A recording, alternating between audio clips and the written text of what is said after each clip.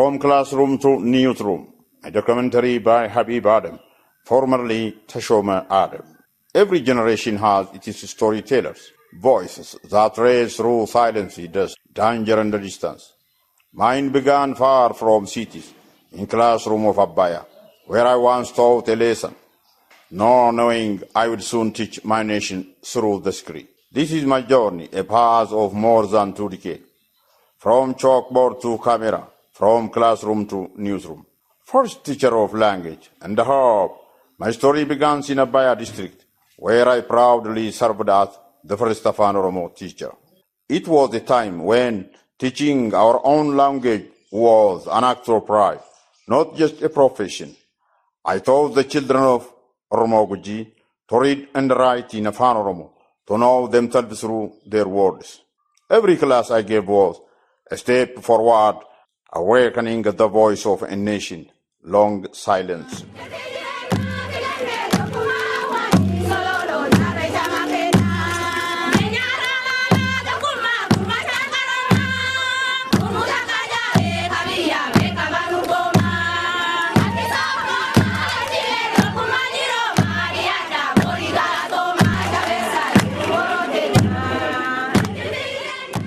The call of media.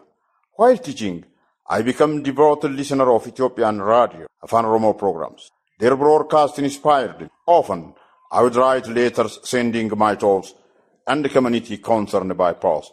Those letters carried my first dream of becoming a journalist, a messenger of the people. In 1995, when the Oromia government decided to recruit reporters at district level, I was selected from Abaya. I traveled to Finfinne for a 3-week training that would change the course of my life. There was no modern technology, no recorders, but I trained myself to report with what I heard. I learned to ride a motorbike in one day, so I could reach remote villages and send stories faster. After training, I served as district reporter for 3 years, delivering stories from the people for the people.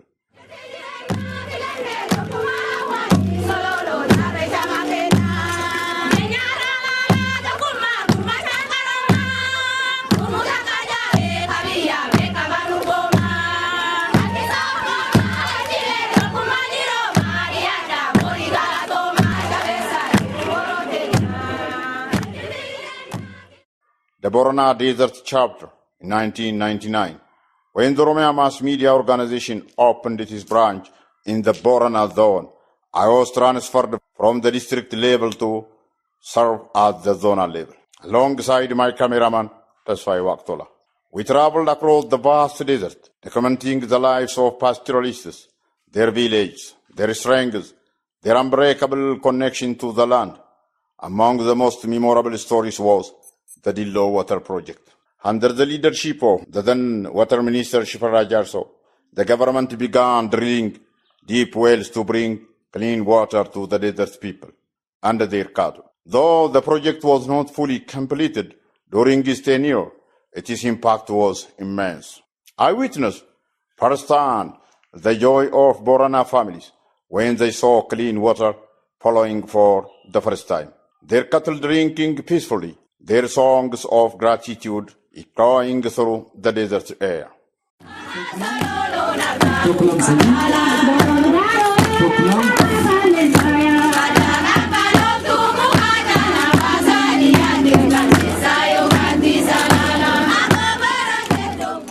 The Sololo and the Moyale mission. Soon after, we faced another historic assignment, a mission of peace under the courageous leadership of Abdulqadir Abdi, the then Borena Zone Administrator. We crossed into Sololo, Kenya, with his cabinet members. Our mission was delicate to convince returning OLF soldiers to come home peacefully. The reception was unforgettable.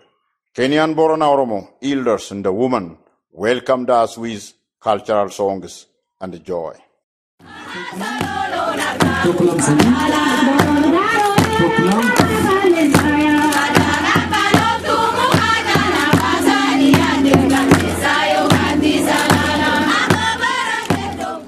Days later, senior officials, including the then Vice Commander-in-Chief of Army and the current professional head of Ethiopian military, Field Marshal Birhanu Jula Gelalcha, the then Oromia President Abadula Gemeda, and Abiy Ahmed arrived in Moyale by helicopter to oversee the handover of the returning oil fighters. At that time, Abiy Ahmed was not yet widely known. A quiet but determined officer, already showing the leadership spirit that years later would make him Prime Minister of Ethiopia, leading the call for Oromo unity and the national transformation. Their speech carried one powerful message: the unity of the Oromo people. That day, under the burning Borena sun, history turned a page. Our reporting from Borena was more than journalism. It was service, traveling even by lorry through the dark nights from Yabello to Adem. To make sure the news reached the airwaves, it was about giving voice to people forgotten by the city lives.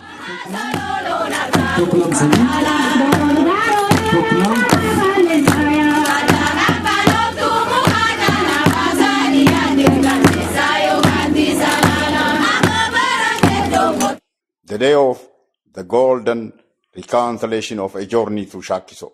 During my time in Abba, I received an assignment from Mr. Birhanu, the then head of the Oromia Communication Bureau head. The mission came under the direction of President Abadula Gemeda himself.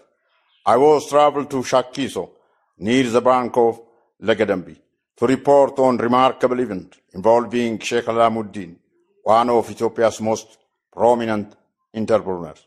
The people of Shakiso had raised concern, claiming that despite the gold extracted from their land, they had seen a little benefit in return. Sheikh Alamuddin, accompanied by Abadula Gemeda, arrived at the site by helicopter, determined to meet the community face to face and listen to their grievances. The gathering began peacefully. Elders spoke. Community members expressed their hopes and frustrations, and the spirit of reconciliation filled the air. But as the meeting unfolded, an old man from the crowd stood up. They began to sing a traditional song with biting words. His voice carried across the crowd. It was a metaphor, a daring criticism aimed at Sheikh Alamuddin himself, implying that while he enriched himself through their gold, the local people remained empty-handed.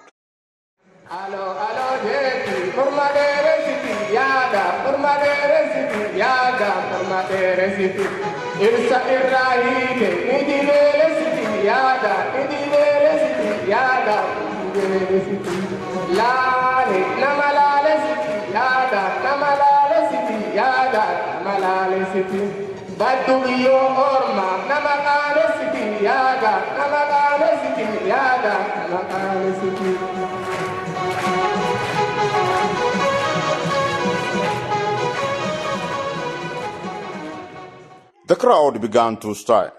The song's message ignited emotions and the tensions filled the air. Feeling this, I watched Abadula Gemeda, his face changed sharply, eyes blazing anger. In soft move, I approached the microphone stand, gently but firmly removed it from the singer's hand, and brought the performance to an end, preventing what could have become a scene of unrest. Afterwards, a broad discussion resumed between the leaders and the people. By the end of that meeting, an extraordinary agreement was reached. With the support of Sheikh Alamuddin, a college would be built in the Shakiso area, a gift symbolizing renewal and understanding. When the talks concluded, Sheikh Alamuddin and the regional delegation boarded their helicopter and returned to Finfinne, Addis Ababa. My team and I, our mission complete, drove back to Adama under the soft, fading light of the Oromia evening. It was one of those stories from my field work in the lowland desert, a story of conflict, courage, and reconciliation, one I will never forget.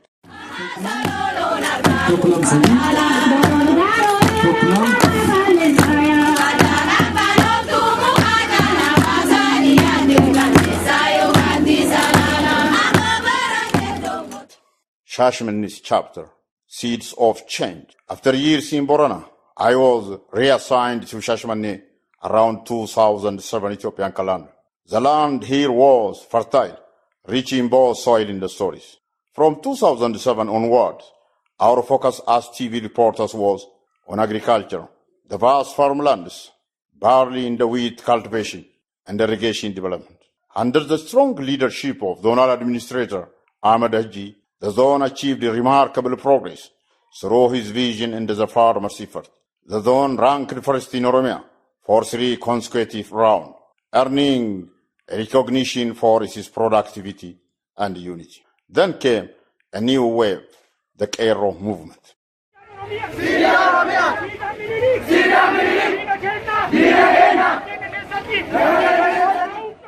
In Shashmani, I witnessed young Oromo men and women standing bravely in front of heavily armored TPLF soldiers. Many gave their lives, but they never surrendered their dream of freedom and dignity. As a journalist, I stood with them, documenting their courage, their charms, their unbreakable hope, even when reporting was dangerous. Yet, not long after, I witnessed another chapter of my country's struggle, one that unfolded in Shashmani during the great Cairo uprising of 2009 Ethiopian calendar. On that unforgettable day, men and women, the elderly and even small children, poured into the asphalt streets.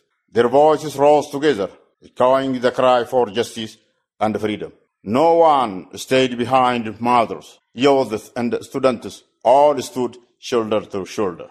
But the response was brutal. Federal police, supported by units of the National Defense Force, stormed into the crowd. Swinging baton and raising rifle, they struck indiscriminately, young and old alike. I still remember vividly the images of a mother beaten before my eyes, her arm broken as she tried to protect her child. Overcome with anger and disbelief, I rushed toward the nearby Fremont Hotel, where a senior army and the police commanders were dining around 9 p.m. Shouting in protest, I accused them of crushing innocent lives. In that tense moment, the then mayor of Shashmani and the West RC Zone Administrator, both present at the scene, intervened, pleading with the officer, "Leave him, he is a journalist." After heated discussion, they admitted the situation had gone too far. Late into the night, around 7 o'clock, the commanders agreed to calm the city and prevent further harm. The next day, Mr. Hussein Faiso, then head of West RC Zone Administration, met me in person. Looking at me with emotion, he said, "Your tears did not fall in vain. They brought great change." Though the cost was heavy and the people suffered much, that protest became a turning point. It marked the beginning of a new era, when the Oromo people finally reclaimed their voice and stood tall in their own land. That day will forever remain in my memory, the day God spared my life from the choice of a commander's gun, and the day the people's cry becomes the sound of freedom.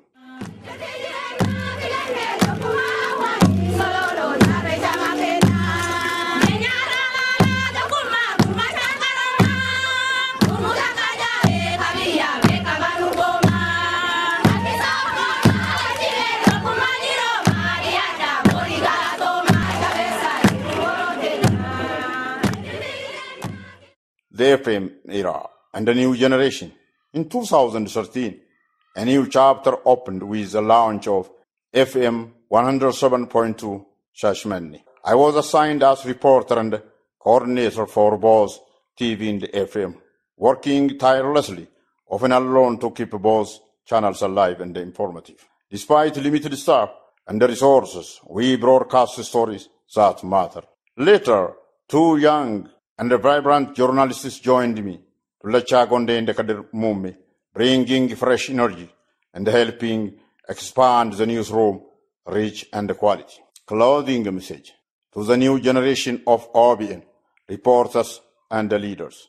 Remember the voice you carry today was built on the sweat, courage, and the sacrifice of those who came before you. We traveled through desert and the forests, holding cassette recorders, broadcasting through the night, and speaking for the voiceless, when it was not easy or safe to do so. We are the founders, the one who turned silence into stories and the distance into connection.